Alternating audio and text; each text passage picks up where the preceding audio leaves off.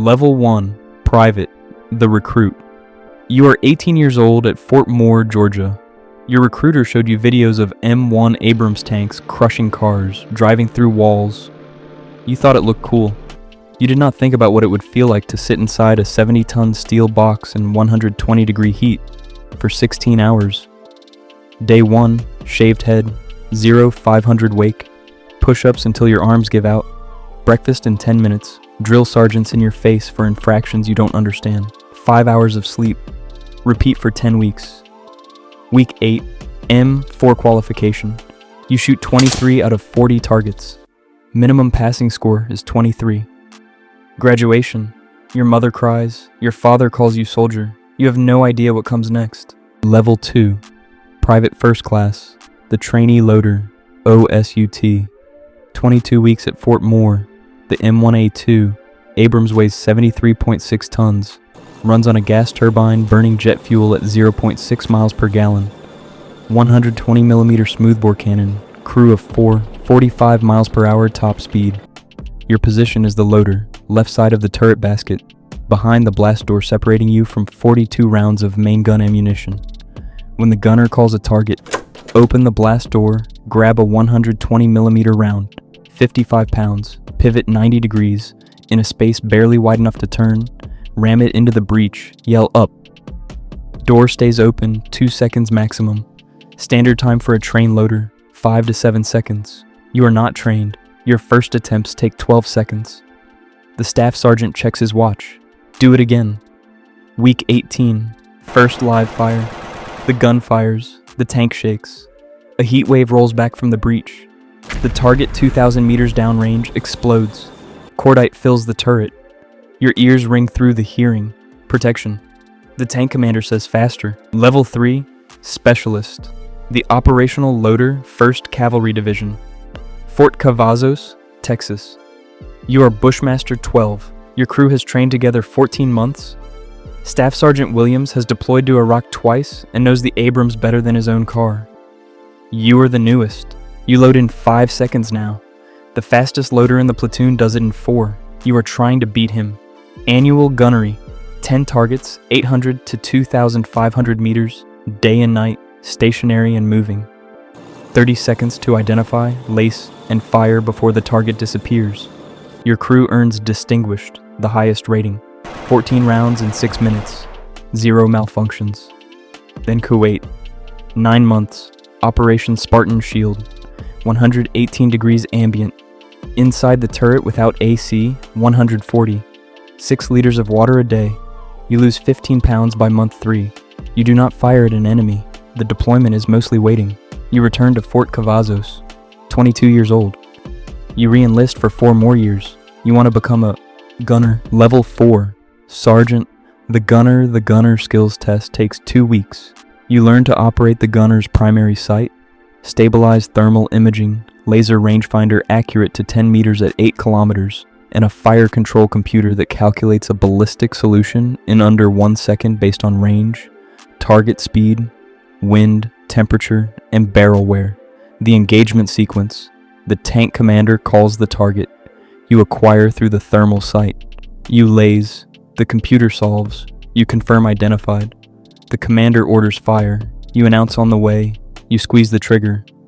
First round hit probability against a stationary tank at 2,000 meters, above 90%. Against a moving target at the same range, with the tank also moving, around 70%. Poland, Atlantic Resolve. 9 months at Jagan. Exercises with Polish, German, and British forces. You fire 87 rounds. First round hit rate, 91%. The one miss stays longer than the 79 hits. Moving target, 2,200 meters. Your tank moving at 20 miles per hour, wind gusting. Round impacted 10 meters left. You corrected and killed it on the second shot. You replay the first shot for weeks. 91% is exceptional. You know this. You also know about the 9%. Level 5, Staff Sergeant. The Tank Commander Certification Course. 3 weeks. The phrase that defines the role is written in the first day's materials. The tank commander is responsible for everything the crew does or fails to do. You command Bushmaster 11. You have the commander's independent thermal viewer, a 360-degree rotating thermal sight mounted above the turret, independent from the gunner's sight. You can acquire the next target while your gunner engages the current one. You have 7 periscopes giving you a full view of the battlefield. You have a remotely operated .50 caliber machine gun. You have the Fire Command, Iraq, Operation Inherent Resolve. Your tank is attached to an Iraqi army brigade on the outskirts of Mosul. Streets too narrow for an Abrams. You sit on a hilltop 3 kilometers south of the city and observe through the CITV. An ISIS VBIED is approaching an ISF checkpoint. Armored truck, moving at speed. Gunner, Sabot, truck, 2,400 meters. Your gunner laces. The computer solves. He fires. The truck explodes. You scan for the next target. You do not know the driver's name. You do not know if he was willing or coerced. You do not think about this. 4 more VBIEDs during the deployment. You destroy them all. 19 rounds fired in combat, 18 hits. The miss, a motorcycle at 1,800 meters. Round impacted 5 meters behind. The rider escaped. Whether he was ISIS or a civilian is a question the after-action review does not answer. Nothing is filed. The question stays, but you don't open it. You return to Fort Cavazos after 12 months. Your wife asks how the deployment was. Fine, you say. Level 6, Sergeant First Class. The Master Gunner. 11 weeks at Fort Moore, the most technically demanding course in the armor branch. 30% of students don't finish. Academic failures, practical test failures, instructor evaluations. You memorize ballistic trajectory tables for every 120mm round type at every range from 0 to 4,000 meters in 100-meter increments. You learn to diagnose malfunctions in the fire control computer, the laser rangefinder, the thermal sight, and the gun stabilization system.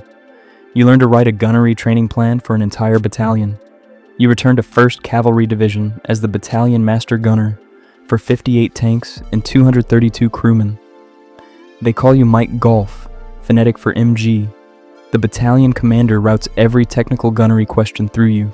He asks you what the maximum effective range of the M829A4 Sabot is against a T90 with ERA.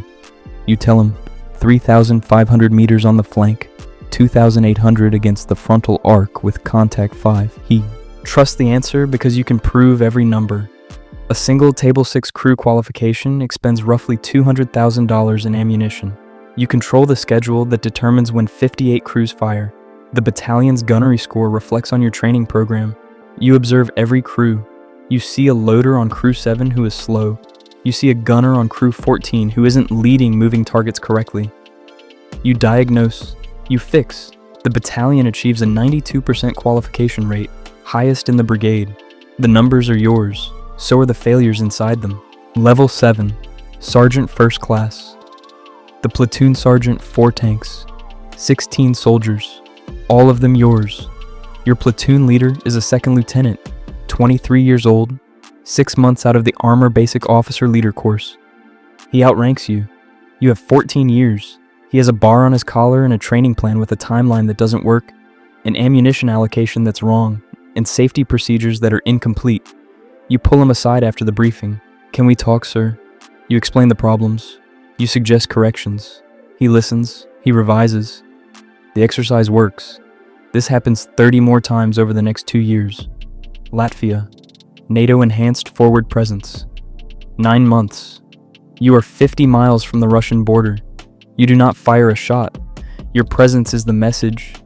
M1A2, Abrams tanks on NATO's eastern flank. The Russians can see the tanks on satellite imagery. That is the point. You are selected for promotion to Master Sergeant. You have been in the Army for 16 years. You have 4 years until you are eligible to retire. You could leave. You talk to your wife.